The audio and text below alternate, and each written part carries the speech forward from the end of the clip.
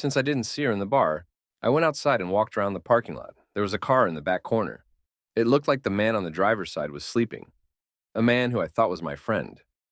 I approached the car to ask him if he had seen my wife, but when I got closer, it was obvious that he was getting a BJ, and the closer I got, the more I recognized the woman in the car. Today we're going to go over a Reddit story title, 26 Years Down the Drain. My wife Debbie and I were married for 26 years. We were together for 30. We have gotten married in our senior year in high school, when she got pregnant with our firstborn. I was lucky enough to get a job at UPS right after graduation. We struggled in the beginning. She's from a traditional Irish family, and they hated me at first. But I won them over, especially her father. I made sure she didn't have to work. By the time we were 27 years old, we had 5 kids, 4 girls and a boy. I was just fortunate that the boy came out first. We had our arguments over money, discipline methods, and my complaints about the lack of SEX. I understood we have 5 children and they can be very exhausting. I tried to help as much as I could, but she was still tired. However, she was my everything. She always kept her body in shape. I try as well, but being a delivery driver for a very long time, I'm what they call skinny fat. I have a muscular chest, arms, and legs, but I have a sloppy gut. I got the horseshoe hairline that caused me to shave it off. Yet, Debbie was my everything. There were times she was verbally abusive towards me, and whenever I had enough and lashed back, she became a cry bully and I just gave up. As the years went by, we were the only married couple in our friend group. Every last one of them got divorced. Out of our 7 married couple friends, 5 were caused by infidelity on the wife's part. 1 was on the husband's part, and the last one they divorced because she friend-zoned her husband. I was against my wife hanging out with her newly single friends. However, that would just start a massive argument about me controlling her, keeping her as a prisoner, and my personal living SEX doll. All of that caught me by surprise. The more she hung out with them, the more resentful she became. The kids took notice. I remembered my son and 2 of my daughters arguing with her when I came home. And as much as I understood their frustration, I scolded my kids for yelling at their mother when they left the room. I confirmed their issue, and she told me that we see her as a slave. I asked her where this was coming from, but she said forget it, shut down, and walked away. I remember D-Day so vividly. Debbie was out with her friends. I was in the kitchen cooking, the kids were watching Train to Busan, and my 3 oldest came to the kitchen. I thought they came to check on the food, but they all had a concerned look. Before I asked what was the issue, my son told me that they think their mother was having an affair. Of course, at first, I didn't believe it. I didn't want to believe it. I yelled at them and I told them I was going to prove they were wrong. I turned on the Where's My iPhone app and saw that she was at a bar on the outskirts of town. I hopped in my truck and I went. When I arrived at the bar, it was crowded, but I saw her circle of friends in the corner booth acting like drunk idiots. When I approached them, they all turned pale, and that unsettling feeling hit my stomach.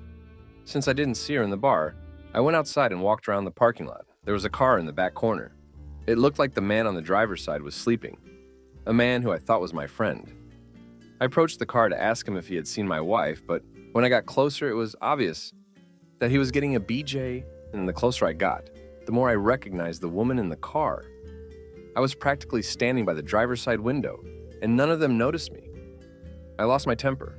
I broke the window, dragged him out, and I wasn't civil. Debbie was screaming sorry over and over. I was yelling at her while kicking him. Cops showed up soon after that, and I was arrested for assault and battery. I spent a week and a half in the county. I had to go into the infirmary because I thought I was having a heart attack. But it turned out I was suffering from broken heart syndrome. The news of what I did spread like wildfire, and eventually my father-in-law bailed out. The man was practically in tears when I stepped through those gates. He profusely apologizes to me for his daughter's actions. During the drive home, he told me he spoke to my manager and union rep about the situation so I could still keep my job. He said that the kids had been staying with him and Debbie was waiting for me in the house. He said he knew what was going to happen, which was why he brought the truck. He was right. When we got to the house, Debbie ran to me crying and tried to hug me, but shoved her so hard that she fell to the ground. She looked at me with shock. I told her to get her shit out of my house and I want a divorce. She tried to fight it, but her father convinced her otherwise. An hour after they left, my mother-in-law came with the kids, and I hugged them all for dear life. She apologizes for her daughter's actions as well before leaving. Now in my state, there's mandatory couples counseling before granting the divorce, which in my opinion is complete BS. I don't understand why I have to go to counseling if she cheated. At the beginning of the sessions, I just sat there, listening to her dribble. That is exactly what it was, dribble. Blame shifted on the fact that we were young parents, and she never experienced the wild lifestyle, the freedom, and she got carried away. She got lost in it, and her friends encouraged it. Soon she felt like she was missing something, and she started a fling. The counselor tried a few times to make it my fault, telling me that I should have allowed her to spread her wings every once in a while, and how I needed to see it from her point of view. I just looked at the woman and asked the counselor if she was smoking crack. Because that was the dumbest thing that could have come out of her mouth. I asked Debbie how long she was cheating on me with him, and she said 4 months, and insisted that he was the only one. But it was a mistake, and we could get past this because we have history. So I asked her more questions. Who initiated the SCX, you or him? How many times did you go down on him? Did you swallow? Did he do you raw? Did he come in you? Did they fall asleep together? Through her stream of tears, she answered them honestly, and I was quiet for a long while. The counselor tried talking to me twice during this, and I raised my finger. I thought about everything we did before and during her affair window. The laughter, the conversations, the SCX, everything, and there was no inkling of her being sad or angry. We were just being us. When I finally did speak, I brought up the times we had SCX during that window. I called her a WHORE.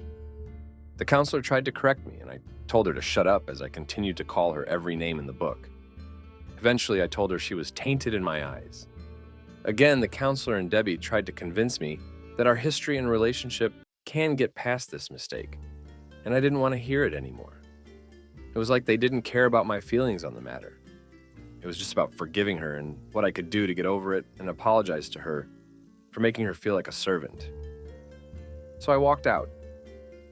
This contested divorce has been a long uphill battle for the past 2 years. Debbie is still trying to make things right, still trying to get us back together. I don't know why, because our conversations are strictly about the kids, and when she tried to talk to me about something else, I hung up on her. Family gatherings consisted of me avoiding her or not showing up at all. Our oldest children refused to talk to her. I tried to make them spend time with their mom, but they refused, and I have chosen to respect that. My in-laws are at my house weekly. I know they have been trying to make their daughter give me my divorce, but that has been a bust. My mother-in-law has been especially harsh on her, calling her a dumb brat, gossiping about her to her congregation. I had to ask her to stop because I didn't want the whole town to know our business. During the first year, my son and daughter created a Tinder account for me. I thought it was dumb. I'm a middle-aged man with 5 children who has a dad body. Yet I have been on over a dozen very successful dates that have been a real confidence booster. Recently, I met someone during my court-issue community service. Her name is Isabel, and she was our Habitat for Humanity supervisor. She's drop-dead gorgeous, and won first place in a Vanessa Marcille look-alike contest at a soap opera convention she and her daughter attended. That's how we started talking. My daughters love watching General Hospital, and I sat with them. To me, this is one of the few times I get to spend with them. I introduced her to kids 6 months in, and they instantly took a shine to her. To make things really awkward, my son and her daughter appear to really like each other. However, Debbie is not letting go. She actually told our youngest 2 children that eventually we would get back together. I had to tell her to stop telling them this. Her father's trying to make her go see a therapist, but I just want this over already. I don't regret my years with Debbie. I have 5 wonderful kids with her. I man up and build a life for her. My only regret is that she ruined 26 years together on a fling. I regret that she thought she had me in a way that I was just going to let it slide and take her back. However, I do hate her. When I run into her old group of friends around town, I openly call them WHORES and homewreckers instead of their names. That love and respect that I had for her disappeared when I caught her in that car. She will always be the mother of my children, and nothing else. I just hope that she can come to terms with that. Update. If you enjoy the video, please hit the like button and consider subscribing. It helps me hit the YouTube algorithm. I hope this is where updates are placed. Apologies if it's not, and apologies if this sounds incoherent. I'm tired sitting in the hospital on my third can of Bang, waiting for my ex to be transferred into a mental hospital. My daughters are home, Isabel is sleeping beside me, and she hasn't left my side. My son has been with his mother after she left the surgery. His girlfriend/Isabel's daughter has been by his side as well. Last weekend was the start of this nightmare. The week prior was the lead up to my in-laws' 55th wedding anniversary, and they asked me to bring Isabel. Since we made it official, they have kindly asked me not to bring her to functions to avoid tension, and I obliged. This time they asked if she could come. For the past month, my ex has been a bit erratic. She had several physical altercations with her old friends. One of them got a broken nose, one had a busted lip, and the last one was shoved out of a Circle K. Each time the police were called, and considering how small our county was, they just took her to her parents' house. I tried telling my in-laws that she should be taken to the hospital for evaluation. It even blew up into a shouting match, but in the end I conceded. I should have fought harder. On Saturday, we all showed up at my in-laws' anniversary party, and to me, Debbie appeared off. I pulled her to the side, and it was the first time I had actually spoken to her. I asked her if she was all right, and she faked a smile, trying to tell me that she was okay. But I called her out on it, and she cried a little. She told me how sorry she was. She told me that she couldn't understand why she didn't tell her old friends to back off, or why she gave in to the peer pressure. She told me that she destroyed our family, and seeing how I am with Isabel only made her miss me more, and wished she appreciated what she had. When she said that, I felt fear in the pit of my stomach, or maybe it was anxiety. I should have kept asking if she was all right. But I was blindsided when Debbie formally apologized to Isabel for her actions and asked her to keep me happy because I'm a good man who deserves a good woman. During the party, Debbie went to each of our kids, and I could see them making peace with her. I don't know what was said, but they hugged and kissed her. They were talking and laughing, even posed for a few pictures. Isabel and I were having a great time, and for once, I thought about having cordial conversations with Debbie. It was 3 a.m. when I got the call. My sister-in-law was screaming in a panic. I could hear my mother-in-law crying, and then I heard my brother-in-law trying to calmly tell me that Debbie tried to self-delete, and they were on their way to the hospital. I rushed out of the house in my PJs. Isabel and my daughters didn't need to ask what happened. My side of the conversation painted the picture, and my daughters were severely distraught. Debbie slit her wrists and would have bled out if it hadn't been for her bother needing to use the bathroom in the middle of the night. When I arrived at the hospital, my in-laws were not well. She lost a lot of blood and was in surgery to repair the arteries. I should have called my kids, but my mind was occupied. It took me to see my son casually walking towards me, to ask me why I was in the hospital when reality hit me. And I struggled not to cry as I told him what happened, and he ran towards the OR. I called the rest of my kids, and they already knew. My youngest called them, and they were almost at the hospital. She was in surgery for 6 hours, and my father-in-law and I donated our blood for her, since the hospital was short on her blood type. My son couldn't be a part of the operation, but he observed the surgery. All of my daughters were not doing well. My eldest daughter especially. All she kept talking about was the could've, should've, would've, and I told her to just focus on the now and not the past. My younger 3 daughters were pacing around, and when my son left to the OR, he told us that she was going to be fine, and when I hugged him, he collapsed into my arms, crying. I wanted to cry as well, but I had to be strong for them. Late Sunday, my mother-in-law found the suicide notes. She wrote one for each of the kids and a thick one for me. In my envelope were the signed divorce papers and an 8-page letter of apology. The letter just reinforced that she was never unhappy about our marriage.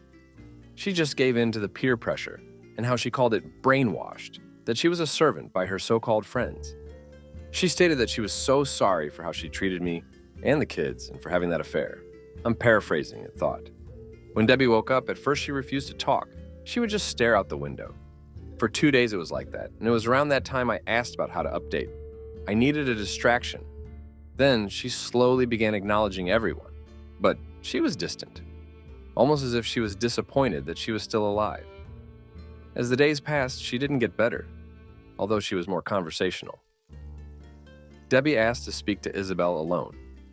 When she came out, she told me that Debbie asked her if she loves me because she could see that I love her. Isabel told her that she did love me, told her that I was the first man she had been with since her husband died 15 years ago in Afghanistan. She asked me if Debbie was right. Did I love her and I acknowledge it? This made her happy. Debbie is going to be in a mental hospital for observation. The doctor told her parents that it could be a year, maybe 2, before she gets released. She may no longer be my wife or the woman to whom I devoted all my love, but she's still the mother of my children, and I'm going to make sure she gets better for our kids' sake. Be sure to like and subscribe as it helps the channel to grow. Comment what you think about the situation below. Thanks for watching.